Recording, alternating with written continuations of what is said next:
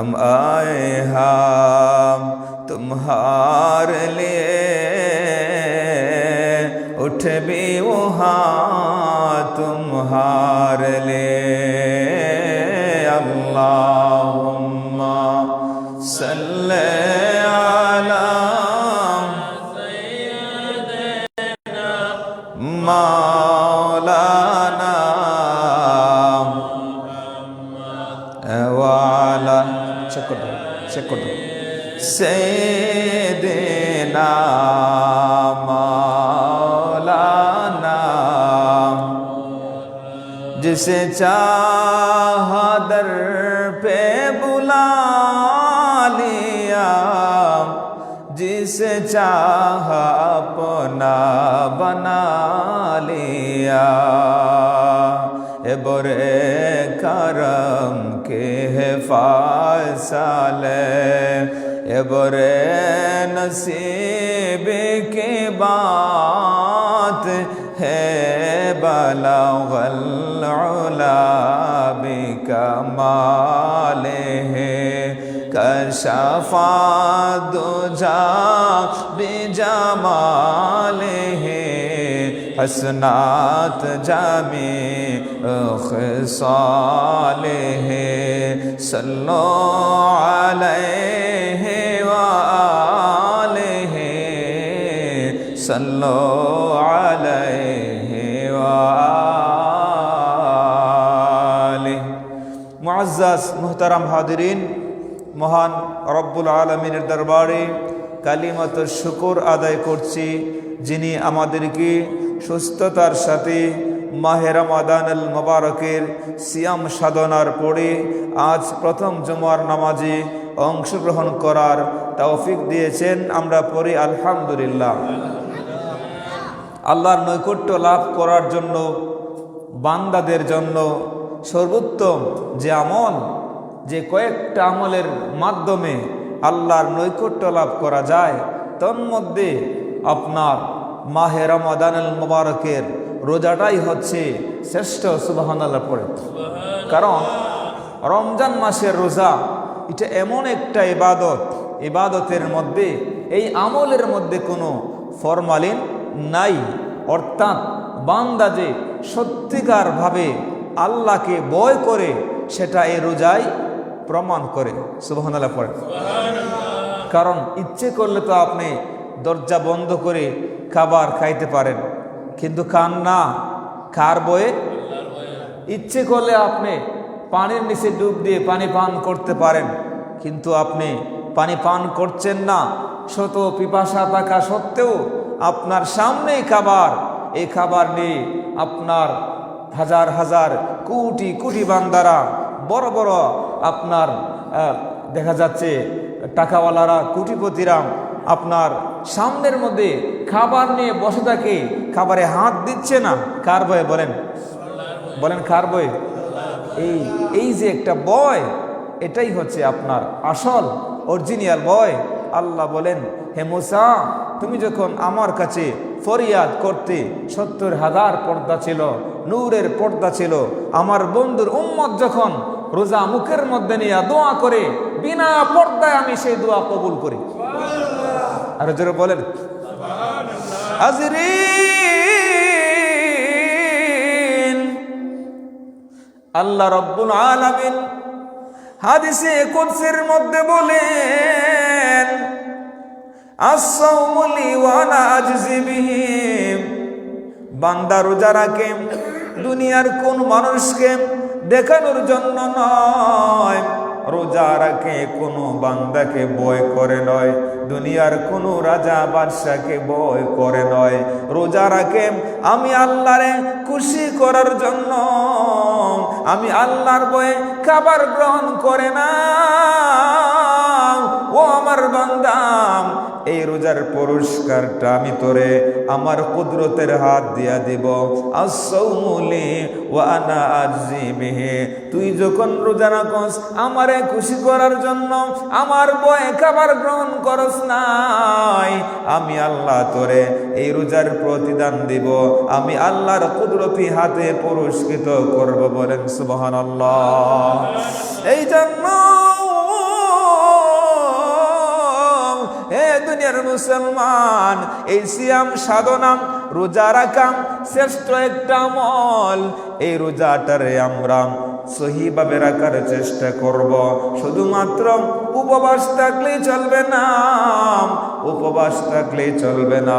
জবানটারে আপনার মিথ্যা থেকে বাঁচাইতে হবে, হাতটারে আপনার হারাম কাজ থেকে বাঁচাইতে হবে, কলবটারে আপনার খারাপ ধারণা থেকে বাঁচাইতে হবে, আপনার পাটারে খারাপ কাজ থেকে বাঁচাইতে হবে।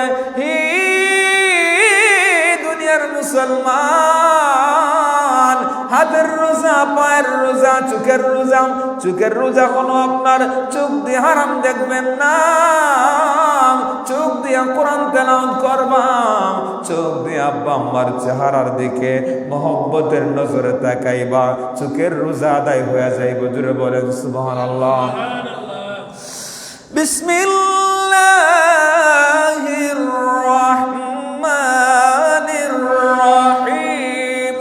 কুল লিল মুমিনিনা ইয়াগুদ্দু মিন আবসারিহিম ওয়া ইয়াহফাযু ফুরুজাহুম। আল্লাহু আকবার। আল্লাহ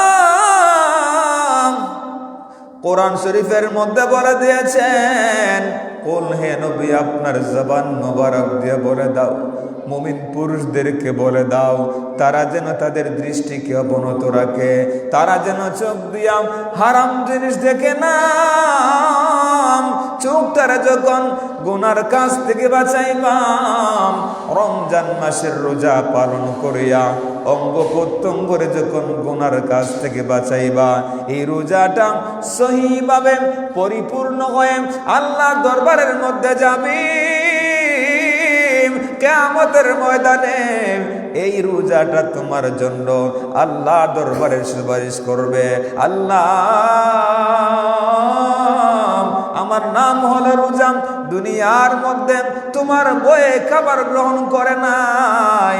আল্লাহ আমি রোজা রাখিয়া, সে বড় সত্যবাদী ছিল, রোজা রাখিয়া পবিত্রতা রক্ষা করে চলছে গো আল্লাহ।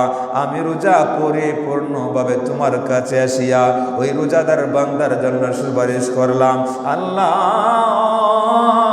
ওই বান্দারে তুমি উদ্ধার করে দাও, ফুলসিরাতের ফুল পার করিয়া জান্নাত দিয়ে দাও। আল্লাহ হাদিসে পাকের মধ্যে আছে, আল কোরআন ওয়াস সিয়াম ইয়াশফাআন লিল আবদ। কোরআন এবং সিয়াম রোজা আল্লাহর দরবারে সুপারিশ করবে। আল্লাহ তারে তুমি উদ্ধার কইরা দাও, রোজার সুপারিশ কবুল করা হবে। ওই শাফাআনে সুপারিশ কবুল করে আল্লাহ তারে জান্নাত দিয়ে দেব। বলেন সুবহানাল্লাহ। অর্থাৎ রোজা সহিভাবে যারা আদায় করবে, রোজাটা এটা হাসরের ময়দানে আল্লাহর দরবারে মানুষের মতন আওয়াজ করে কথা বলবে, আল্লাহ তুমি তারে মুক্ত করে দাও। সুবহানাল্লাহ। আর রোজা রাখিয়া যারা কোরআনের সাথে সম্পর্ক রাখবে, এই যে রাতের বেলায় তারাবিহের নামাজ আদায় করছি আমরা, কোরআন তেলাওয়াত শ্রবণ করছি আমরা, ঠিক না? কথা বলেন। এটা লম্বা একটা নামাজ, আল্লাহর ভয়ে আমরা সারাদিন উপবাস থাকার পরে রাত্রিবেলায় দাঁড়িয়ে লং টাইম যে নামাজ আদায় করছি, কালামে পাক তেলাওয়াত শ্রবণ করার মাধ্যমে মনে রাখবেন এই কোরআনটাও হাসরের ময়দানে আল্লাহর দরবারে মানুষের মতন আওয়াজ করে কথা বলবে, আল্লাহ আমি, আমার নাম কোরআন, আমাকে বড় সে মহাব্বত করত, আমাকে মহব্বতের সাথে তেলাওয়াত করত, চুম্বন করত, ভালোবাসত। আমি কোরআন যার ভিতরে আছে, যার সিনার মধ্যে আছে, তাকেও মহব্বত করত। আমি কোরআনকে সে তেলাওয়াত করত, রোজা রাইকা রাইকা তেলাওয়াত করেছে। রাতের বেলায় সে কোরআন শূন্য শূন্য লম্বা নামাজ আদায় করেছে। রমজান মাসে সে আমি কোরআনকে খতম করেছে। সুবহানাল্লাহ। সুতরাং আমার সুপারিশ এই বান্দাকে মুক্ত করে দাও। সুবহানাল্লাহ। আল্লাহ এই কোরআন শরীফের সুপারিশ আল্লাহ শোনার পরে আল্লাহ ওই বান্দাটারে মুক্ত করে দিবে, জান্নাত দিয়ে দিবে। জোরে বলেন সুবহানাল্লাহ। আমাদের প্রভু এক নবীর উম্মত, জীবন বিধানে ওই শিবানী কুরআন। আল্লাহ আমার প্রভু, আমার নাহি নাহি ভয়, আমার নবী মুহাম্মদ যাহার তারিফ জগতময়। আল্লাহুম্মা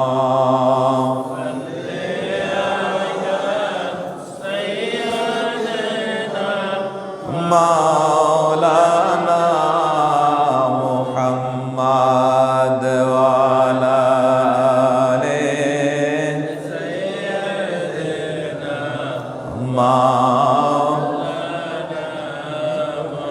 আমার কিসের শঙ্কা, কুরআন আমার ডঙ্কা, ইসলাম আমার ধর্ম, মুসলিম আমার পরিচয়। আল্লাহ আমার প্রভু, আমার নাহি নাহি ভয়। আল্লাহুম্মা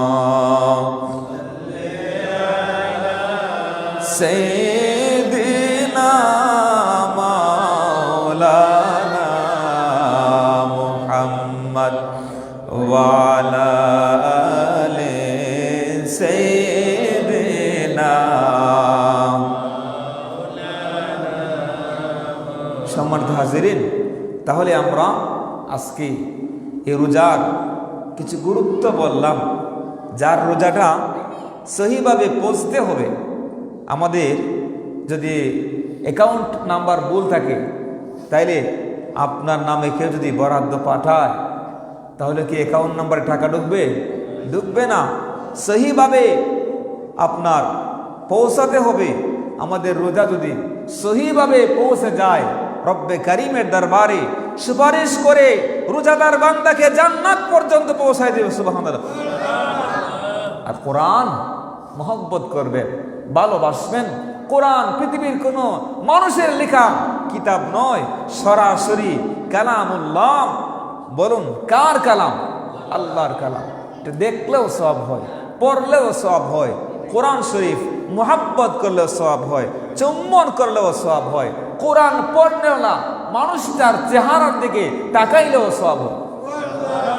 এই কোরআন যার সিনার মধ্যে আছে, আপনার হুফাজে কেরাম, হাফিজুল কোরআন, কিয়ামতের ময়দানে 10 জন জাহান্নাম অবধারিত, তাদেরকে সুপারিশ করে জান্নাতে নিতে পারবে। কোরআনের যারা তাফসীর করতে পারে, তর্জমা করতে পারে, বড় বড় মুফাসসিরিনে কেরাম, মুহাদ্দিসিনে কেরাম যারা আছেন, তারা কিয়ামতের ময়দানে 40 জন জাহান্নাম অবধারিত, এদেরকে সুপারিশ করে জান্নাতে নিতে পারবেন। সুবহানাল্লাহ। আরো জোরে বলতে হবে। তাহলে আমরা রোজা রাখবো, রোজার পবিত্রতা রক্ষা করতে হবে। বলেন রোজার পবিত্রতা রক্ষা করব। রোজাকে আমরা সম্মান করব। কিভাবে সম্মান করব? একজন আমারে বকা দিয়েছে, আমি চুপ থাকবো, আমি বলবো আমি রোজাদার। বলেন না, আমি বলবো আমি কি রোজাদার। তাহলে এই রোজার প্রতি কি হলো? সম্মান। বলেন না কি হলো? সম্মান হলো। আমি মিথ্যা কথা বলছি না, আমি একজন রোজাদার। রোজার প্রতি কি হলো?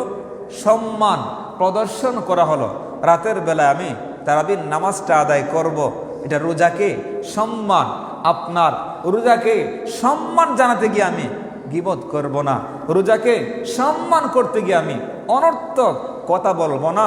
রোজার প্রতি সম্মান প্রদর্শন করতে গিয়া আমি সারাদিন আল্লাহর কোরআন তেলাওয়াত করব, আল্লাহর ঘরে সম্ভব হলে আমি অবস্থান করব। এই যে আপনি রোজার প্রতি সম্মান প্রদর্শন করলে মিথ্যা বললেন না, গীবত করলেন না, অনর্থক কথা বললেন না, মনে রাখবেন এই রোজাই আপনার সহিভাবে আল্লাহর দরবারে পৌঁছবে। জোরে বলেন সুবহানাল্লাহ। তাহলে আমরা রোজার এবং মাস, এই যে রমজান মাস, এই মাসকে আমরা সম্মান প্রদর্শন করব। রোজা যেমন সুপারিশ করবে, কোরআন যেমন সুপারিশ করবে, রমজানের মাস ও কিয়ামতের ময়দানে বান্দার জন্য সুপারিশ করবে। আচ্ছা, এই মাস যারা খাবার খায়, রোজা ভাঙছে, এরা কি রোজা মাসে ইজ্জত করছে? কথা বলেন। যারা রেস্তোরাঁ খুল্লা দিয়া আপনার খাবার খাওয়াইতেছে, এরা কি মাস্টারে সম্মান দেখাইছে? এই যে বড় বড় ব্যবসায়ীরা, বিজনেসম্যান যারা, হোটেল ব্যবসায়ীরা, তারা হোটেল বন্ধ করে দিয়েছে। কেন? বেরোজাদার এ বড় গাদ্দার, সে আল্লাহর সঙ্গে গাদ্দারি করেছে। এই গাদ্দারকে আমি খাওয়াই 1 টাকা নিলে এটা আমার শুভ হবে না, জাহান্নামে যাওয়ার কারণ হবে। এই গাদ্দারকে আমি খাওয়াবো না, এই নিয়তে বড় বড় ব্যবসায়ীরা ব্যবসা বন্ধ করে দিয়েছে। ঠিক কিনা বলে? আছে না নাই? সুতরাং আমি রোজাকে সম্মান, রমজান মাসকে সম্মান দেখাতে গিয়ে আমি আমার হোটেল বন্ধ করে দিয়েছি। আমি এটা কার সম্মানে? রোজার সম্মানে, আল্লাহর জন্য, রাসূলের জন্য, আখিরাতের জন্য, পরকালের মুক্তির জন্য। এই মানুষটাই তো আসল মানুষ। সুবহানাল্লাহ পড়ে। আর যারা লুগাইয়া সাবাইয়া খাইব, যারা ভাঙব রোজা, এদের যে কি পরিমাণ শাস্তি দুনিয়ার মধ্যে, কবরের মধ্যে, হাসরের মধ্যে, মিজানের মধ্যে, প্রত্যেকটা গাটে গাটে, পদে পদে সে লাঞ্ছিত হবে, বঞ্চিত হবে, শাস্তি ভোগ করবে। নাউজুবিল্লাহ। শোনেন, এই যে আমরা উপবাস থাকছি, আল্লাহ বান্দার উপর 30টা রোজা ফরজ করে দিয়েছেন। এটা আল্লাহর কি বান্দার সাথে কোনো দুশ্মনী আছে? কতক্ষণ যে আমি বান্দারে উপবাস রেখে কষ্ট দিব, এটা কি আল্লাহ বান্দার সাথে কোনো দুশ্মনী আছে? কেন এই রোজাটা কেন আল্লাহ আবশ্যক করে দিয়েছেন? কেন? কারণ আছে না নাই? অনেকগুলি কারণ। আল্লাহ চায় বান্দার কল্যাণ, আল্লাহ চায় বান্দার কল্যাণ। ইসলামের প্রত্যেকটা বিধিবিধান মান্য করার সাথে আপনার শারীরিক সুস্থতা এবং উপকার বিদ্যমান রয়েছে। সুবহানাল্লাহ। যেমন 5 ওয়াক্ত নামাজ, এটা আপনার শারীরিক ব্যায়াম, সমস্ত আপনার রগে শিরায় রক্তগুলি চলাচল করতে সহায়তা করে বান্দা সুস্থ সুন্দর জীবন যাপন লাভ করতে সক্ষম হয়। সুবহানাল্লাহ পড়েন। এই যে রোজা, এই যে আমরা 11টা মাস সকালে ঘুম থেকে উঠে একবার খাওন, কথা বলে না? খাই না আমরা? দুপুরে একবার খাই, কথা কোনা? আবার আসর টাইমে আবার খাই, ঠিক না বাবা? আবার মাগরিব নামাজ পড়ে গিয়ে আবার চার দোকানে গিয়ে একটা কিছু খাই না? এসব হইলে আবার খায়, ঠিক না? রাত্রে 11টার সময় গিয়ে আবার ভাতও খায়। এই যে 11টা মাস অনবরত যে চলছে আমাদের খাদ্য নালীর মধ্যে, এটা কি রেস্ট নেওয়ার সুযোগ আছে? একটু বলেন না, বিশ্রামের সুযোগ আছে? প্রত্যেকটা জিনিসই একটা মেশিন যদি অনবরত 24 ঘন্টা 24 আওয়ার সার্ভিস করে, তাহলে এটা কি হয়ে যায়? গরম হয়ে যায়, বাস্টে হয়ে যায়, ঠিক না? এই যে আমাদের যে খাদ্য নালী, এটার কোনো বিশ্রাম নাই। ফাইলে স্যার 2 দিন খাইলে তো এবার পেট ভরে না, ঠিক না? এই যে বিশ্রাম নাই, রেস্ট নাই, একটার পর একটা এই খাবারগুলা এক প্রকার গ্যাস জমায়েত হয়ে বিভিন্ন রোগ সৃষ্টি করে। আর রমজান মাস যখন আপনার বান্দা উপবাস থাকে, একটা মাস পর্যন্ত সুবহে সাদিক থেকে মাগরিবের আজানের পূর্ব পর্যন্ত এই যে আপনার উপবাস থাকার মাধ্যমে আপনার এই খাদ্য নালীটা রেস্ট নিচ্ছে, বিশ্রাম নিচ্ছে, সমস্ত গ্যাসগুলি জলে সারকার হয়ে যাবে এবং রোগ প্রতিরোধ ক্ষমতা বৃদ্ধি করবে, সুস্থ সুন্দর জীবন যাপন করতে সক্ষম হবে, বান্দা সুস্থভাবে আল্লাহকে ডাকতে পারবে। সুবহানাল্লাহ। এটা বিজ্ঞানিক মেডিকেল সায়েন্স যেটা আবিষ্কার করে গবেষণা করে তারা বের করেছে মুসলমানের রোজার মাহাত্ম্য কি, আপনার এটা বের করেছে। মৃত্যুর হার বেশি ছিল, কিন্তু তারা মুসলমানের রোজা গবেষণা করে যখন আমল শুরু করে দিয়েছে, দেখা যায় মৃত্যুর হার কমে গিয়েছে। সুবহানাল্লাহ। এগুলো অনেক লম্বা কথা, আমি ওই দিকে আমি যাচ্ছি না। মুদ্রা কথা হচ্ছে এই রোজা শুধুমাত্র আল্লাহর সন্তুষ্টি আর মধ্যে সীমাবদ্ধ নয়, রোজার মাধ্যমে আত্মার পরিশুদ্ধতা অর্জিত হয়। রোজার মাধ্যমে আল্লাহর সাথে প্রেমের কানেকশন আপনার গভীর হয়। সুবহানাল্লাহ পড়েন। এই রোজার মাধ্যমে আপনার রোগ প্রতিরোধ ক্ষমতা কি হয়, প্রতিরোধ ক্ষমতাটা বৃদ্ধি পায়। সুবহানাল্লাহ পড়েন। সুতরাং এটা আপনার শরীরের জন্য উপকার আছে, স্বাস্থ্যের জন্য ফিজিক্যালি আপনার স্বাস্থ্যের জন্য কি আছে, উপকার আছে। আল্লাহর এই বিধানটা মানলে পরে আল্লাহ চায় বান্দা তুই সুস্থ থাক, তুই সবল থাক, আমার জমিনের মধ্যে বসবাস কর, সুস্থভাবে বসবাস কর।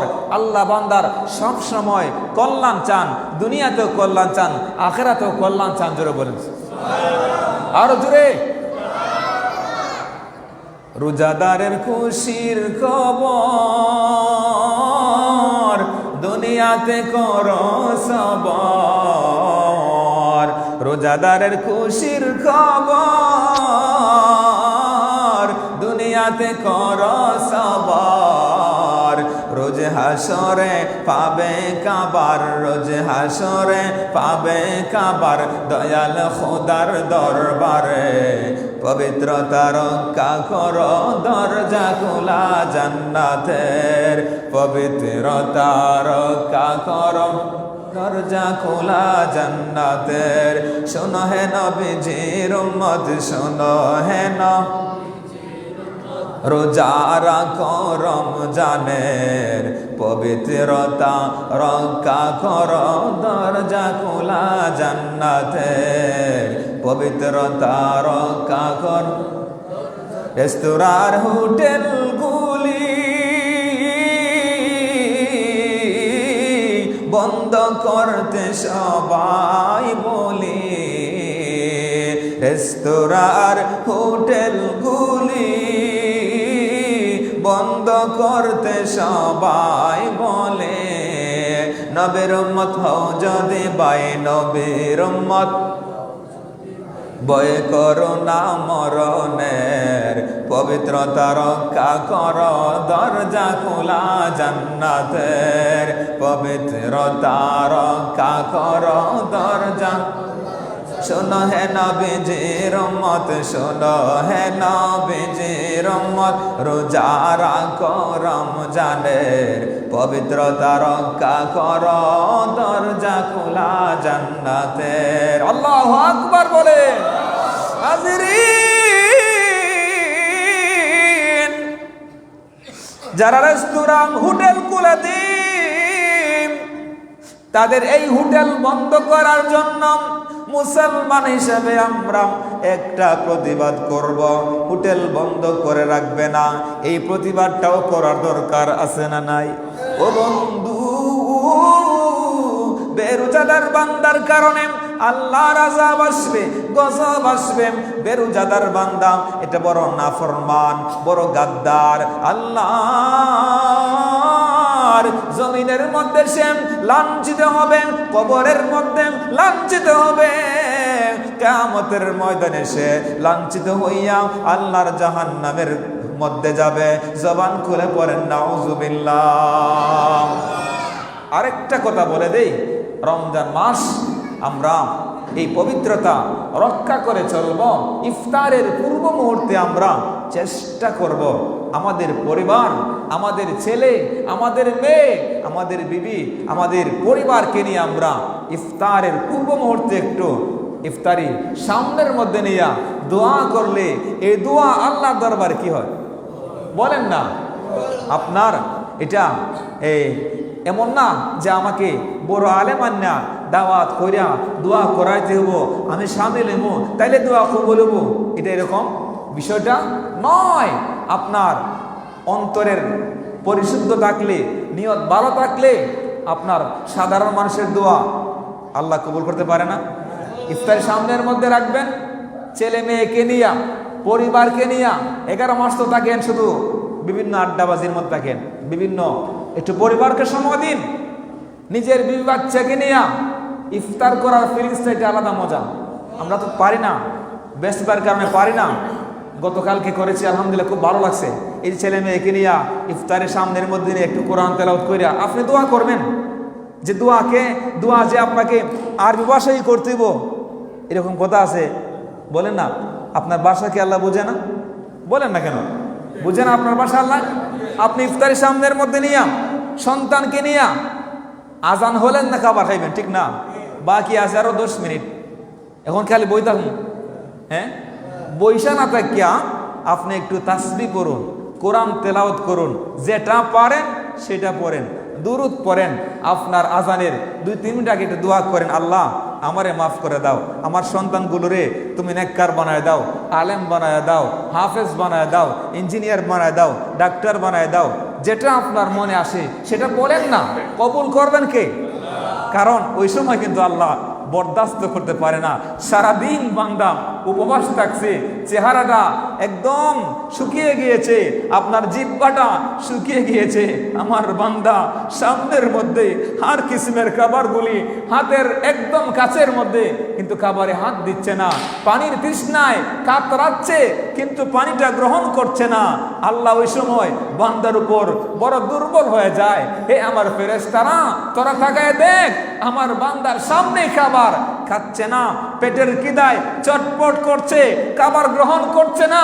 আমি আল্লাহ বরদাস্ত করতে পারি না। ওই সময় যখন বান্দা আবার 2টি হাত তুলে দিবে, আল্লাহ বরদাস্ত করতে পারবে না। আল্লাহ বান্দার ফরিয়াদ কবুল করে বান্দার জীবনের গুনাহ মাফ করে দিবে। জোরে বলেন। ওই সময়টা বড়ই একটা অদ্ভুত সময়, ইফতারের পূর্ব মুহূর্তের সময়টা। আপনি রবের কাছে চান, মহান রব সব কিছু দেওয়ার ক্ষমতা আছে না নাই? বলেন না, বিসমিল্লাহির রহমানির রহিম, ইন্নাল্লাহা আলা কুল্লি শাইইন কাদির।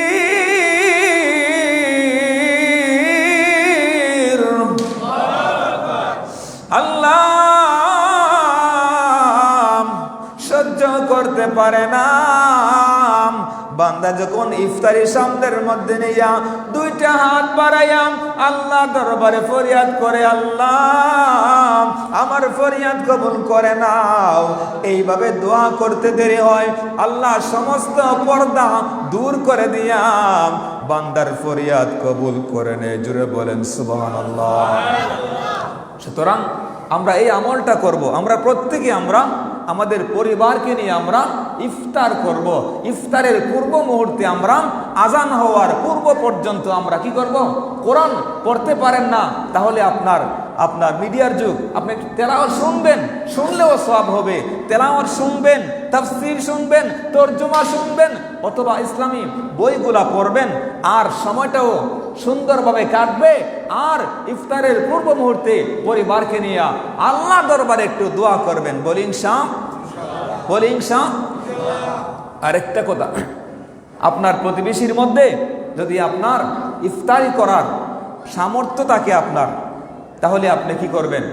যাদেরকে ডাক দিয়েন না, ইফতার করাইয়া সারাদিন রোজা রাখিয়া যে সওয়াব হবে, আপনার একজন রোজাদার বান্দাকে ইফতার করাইলে সেই পরিমাণ সওয়াব। আর জোরে বলেন, আপনার ইফতার করান। এই যে আমরা আইটেম 8টা আইটেম 10টা আইটেম গড়ের গৃহিণীকে আমরা, এই যে কি পরিমাণ প্রেশার, এই যে 8টা 10টা 15টা আইটেম, এটা কি ফরজ যে আমাকে 10টা আইটেম করতে হবে? বলেন না কেন? কেন এত পরিশ্রম? কেন সারাদিন রোজা রাখছেন এই জন্য আমাকে 10টা আইটেম খাইতে হবে? এরকম কথা আছে? কেন এত কষ্ট কেন? আপনার রাসূল বলেছেন, 1 গ্লাস পানি দিয়ে, একটা খেজুর দিয়েও যদি আপনি কাউকে ইফতার করান, তাইলে একটা রোজার সওয়াব। সুবহানাল্লাহ। আরো জোরে বলেন। আর যে পরিমাণ অপচয় হয়, 10টা আইটেম করলেন। আমি তো প্রত্যেক বছর সারা জেলার মধ্যে ইফতার, বড় বড় ইফতার মাহফিলের মধ্যে আমি যাই, অতিথি হয়ে যাই, খুব কষ্ট লাগে। আহারে আহারে আপনার গরিব মানুষ একটা ইফতারি খাওয়ার জন্য কত চটপট করে, একটা ইফতারি খাইতে ভাগ্যে জুটে না, একটা খেজুর ভাগ্যে জুটে না, একটা আঙ্গুল আপেল আবার ভাগ্যে জুটে না। ইফতার মাহফিলে দেখা যায় এই প্লেটের মধ্যে এত পরিমাণ 15টা আইটেম 20টা আইটেম এমনভাবে দিছে বোঝা যায় 1 মাসের উপাস। ঠিক না বেঠিক? দিছে অর্ধেক খাইতে পারছে না, অর্ধেক খাইছে না, অর্ধেক ফালাইছে। আরে ইন্নাল মুবাজ্জিরিনা কানু ইখওয়ানুশ শায়াতিন, শয়তানের বড় ভাই অপচয়কারীকে আল্লাহ সহ্য করেন না। অপচয়কারী হলো শয়তানের বড় ভাই। কেন বাবা আপনি এত পরিমাণ আইটেম করেছেন?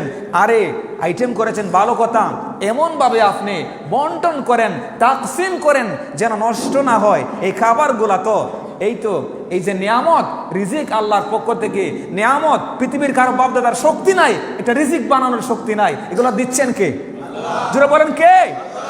আল্লাহর দেওয়া রিজিককে যখন আপনি সম্মান করবেন, ব্যবসার মধ্যে লাভ হবে। রিজিককে যখন সম্মান করবেন, ক্ষেত কামারের মধ্যে ফসলের মধ্যে বরকত হবে। রিজিককে যখন আপনি সম্মান করবেন, দেখবেন আপনি ঘরে বসে থাকলেও আপনার ঘরের মধ্যে আসিয়া রিজিক ধরা দিবে। সুবহানাল্লাহ।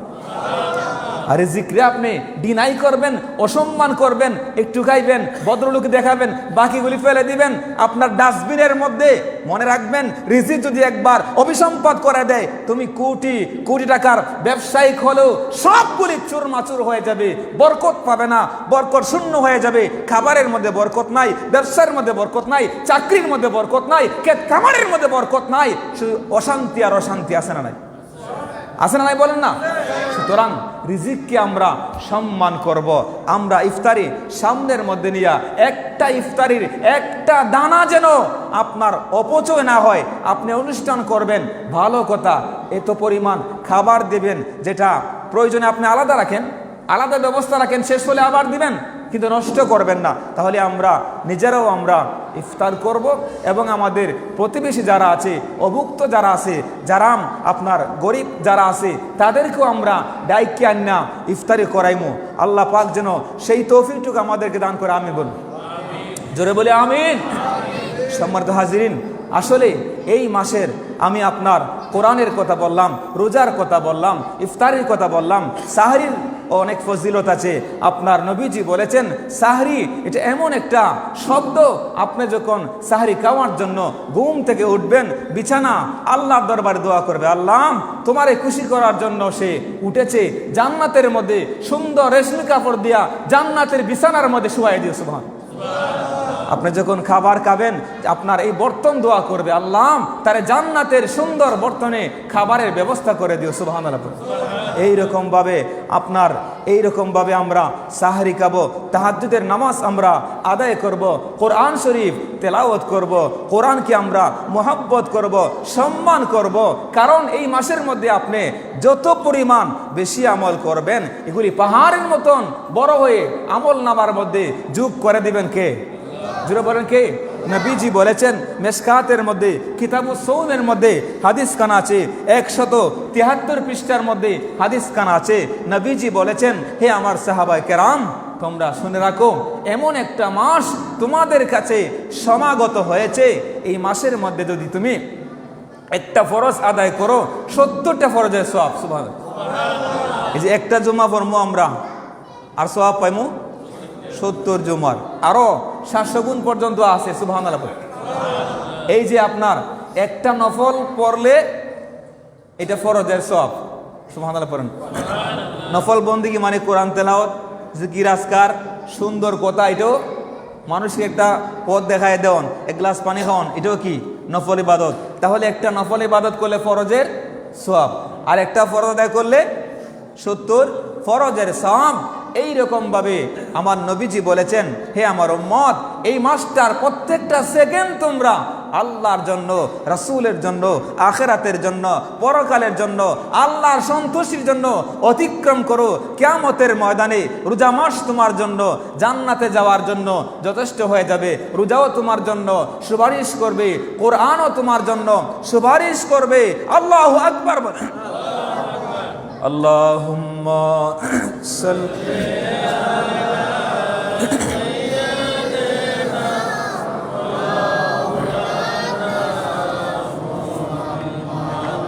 ওয়া আলা আলি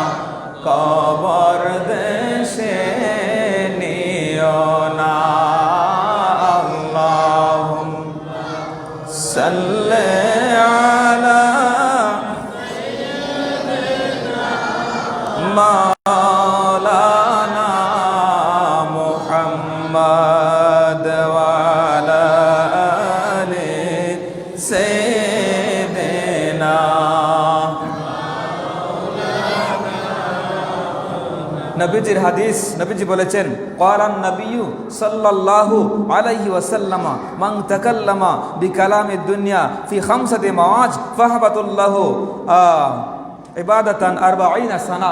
অর্থাৎ জমিনের মধ্যে 5টা জায়গা আছে, যে 5টা জায়গার মধ্যে কেউ যদি ডিস্টার্ব করে, আপনার সমস্যা গন্ডগোল সৃষ্টি করে, তাহলে তার 40 বছরের আমল কি হয়ে যাবে? নষ্ট হয়ে যাবে। বলুন, আমরা এই যে আল্লাহর ঘরে আসছি, আমরা আমাদের আমলকে কি নষ্ট করার জন্য আসছি? বলেন, কিসের জন্য আসছি? আমরা আমল করার জন্য আসছি, আমাদের আখিরাতের পথকে সুগম করার জন্য আসছি, ঠিক কিনা বলেন? সুতরাং 5টা জায়গার মধ্যে যদি আপনি আপনার সমস্যা সৃষ্টি করেন, তাহলে 40 বছরের আমল কি হয়ে যাবে? 1 নম্বরে আউয়ালুহা ফিল মাসাজিদ। প্রথম নম্বরে কি? মসজিদ। মসজিদে আসছেন আপনি, এখানে ছোট্ট বড় ধনী গরিব আপনার সবাই এক মনিবের গোলাম। তিনি কে? জোরে বলেন কে? এখানে আইসা যত আপনি নিজেকে ছোট্ট রাখবেন, যত আপনি নিজেকে কি রাখবেন? গোলাম রাখবেন, আল্লাহ তত আপনার মর্যাদা বাড়ায় দিব। আর এখানে আইসা যত আপনি নিজেকে বড় করবেন, আল্লাহ আপনারে ছোট বানায় দিব। কারণ এখানে গোলামিয়তের জায়গা। এই আল্লাহর ঘরের ভিতরে যারা প্রবেশ করবে, এখানে দুনিয়ার কানো রাজত্ব তার উপর চলবে না। কারণ সে মহান, দুনিয়ার সমস্ত মালিকের যিনি মালিক, ওই মালিকের গোলামি করতে ঢুকেছে। সুবহানাল্লাহ। এখানে আমাদের আচরণ হবে গোলামের মতন। আমরা যেন কাউকে যেন আমরা তুচ্ছ তাচ্ছিল্য করে কথা না বলি। এই যে ছোট ছোট বাচ্চারা, আমরা এদেরকে অনেক সময় একদম ছোট্ট যারা প্রস্রাব করে দেওয়ার আশঙ্কা, পায়খানা করে দেওয়ার আশঙ্কা, আমরা এদেরকে না আনি। একটু বড় যারা আনতে পারেন, কিন্তু এরা একটু ডিস্টার্ব করবে, কিন্তু এদেরকে আমরা গালি দিয়া, বকা দিয়া, গাড় ধাক্কা দিয়া। কালকে দেখলাম ফেসবুকে একটা বাচ্চারা লাথি মেরে ফেলে দিচ্ছে। নাউজুবিল্লাহ বলি। আচ্ছা, এই যে বাচ্চারা, ওরা যদি আমাদের সাথে না আসে, শিখবে কোত্থেকে? আমার রাসূল যখন মসজিদ নববীর মধ্যে নামাজ পড়তেন, ইমাম হুসাইন দৌড়াইয়া গিয়া একদম গর্দানের মধ্যে গিয়েছেন, আর আমার রাসূল নামাজের সিজদাকে লম্বা করে দিয়েছেন। সুবহানাল্লাহ পড়েন, আর জোরে বলেন। সুতরাং আমরা বড় আওয়াজে কথা বলবো না। আমরা যে নিয়মটা, আমরা নামাজের মধ্যে আসব, সামনের কাতারগুলি আমরা পূরণ করে বসবো, আর আমরা অনর্থক কথা বলবো না। আর আমরা কেউ যদি কোরআন তেলাওয়াত করি, তাকেও আমরা ডিস্টার্ব করবো না। তাহলে আপনার উপর রহমত করবেন কে? আমরা পড়বো সুবহানাল্লাহি ওয়া বিহামদিহি সুবহানাল্লাহিল আযীম। তাহলে 1 নম্বরে কথা বললাম। 2 নম্বরে ফিল আযান। যখন আজান হয়, আজান পড়তেছে এদিকে, আর আমি আমার ইচ্ছা মতন আমার আড্ডাবাজি চলছে, রেডিও টেলিভিশনের ভলিউম বাড়াইয়া চলছে, আছে না নাই? সুতরাং আজানের সময় হট্ট গন্ডগোল করা, দুনিয়াবি কাজ কর্মে নিয়ে আপনি চুপ থাকেন, কিন্তু আজানের যে একটা আদব আছে, এটা রক্ষা করে চলবেন। না হলে কিন্তু আপনার 40 বছরের আমল নষ্ট করে দিবেন কে? আল্লাহ। 3 নম্বরে আপনার ফি মাজলিসিল ওলামা, ওলামায়ে কেরামের মজলিসের মধ্যে ডিস্টার্ব করা। 4 নম্বরে হলো আপনার ফি জিয়ারাতিল কবর, 5 জন মানুষ মিলে কবর জিয়ারত করছে, আমি তাকে গিয়া ডিস্টার্ব করলাম, এটা করা যাবে না। 40 বছরের আমল নষ্ট করে দিবেন কে? জোরে বলেন কে? তাহলে এই কথাগুলি আপনাদের খেদমতে বললাম। ফি মাজলিসিল ওলামা, ফি ওয়াক্তিল আযান, তারপরে আপনার তেলাওয়াতুল কোরআন। একজন মানুষ তেলাওয়াত করতেছে, কোরআন তেলাওয়াত করতেছে, তাকে ডিস্টার্ব করা। এই জাতীয় কাজগুলি যেন আমরা না করি। মহান রব্বুল আলামিন যেন আমাদের সবাইকে যেন কবুল করে। জোরে বলে আমিন, আর জোরে বলে আমিন। আর এখন কোরআন শরীফ নাজিলের মাস, আমরা বেশি বেশি করে আমরা কোরআন তেলাওয়াত করব, কোরআনকে মহব্বত করব, কোরআনকে আমরা চুম্বন করব। কোরআনকে আমরা তেলাওয়াত করলে আপনার 70 থেকে 700 গুণ পর্যন্ত সওয়াব দিবেন কে? আমাদের সন্তানদেরকে আমরা এখন শুদ্ধ করে তেলাওয়াত করার মাস। এই যে অনেক জায়গায় দারুল কিরাতের সেন্টার আছে, এখানেও ইনশাল্লাহ হবে। আপনারা আপনাদের সন্তানদেরকে শুদ্ধ করে শিক্ষা দেওয়ার জন্য আপনারা যেখানে আপনার অ্যাপ্রোপ্রিয়েট মনে হয় সেখানে দিবেন, এখানেও ইনশাল্লাহ হবে। আমিও বাড়ির মধ্যে 12 বছর যাবৎ এটা প্রশিক্ষণটা আমি জারি রাখছি। এই বছর 7 জন কারি সাহেব, আলহামদুলিল্লাহ, আমি কোনো ছাত্র কাছ থেকে ফি নিই না, একদম ফ্রি আমাদের পরিবারের পক্ষ থেকে এটা চালিয়ে যাচ্ছি। ইনশাল্লাহ এই বছর 5 থেকে 700 ছাত্রছাত্রী হবে। আল্লাহ পাক আমাদের সবাইকে যেন আল্লাহর কোরআনের খাদেম হিসেবে কবুল করে জোরে বলি আমিন। اللهم آمين ربنا ظلمنا أنفسنا وإن لم تغفر لنا وترحمنا لنكونن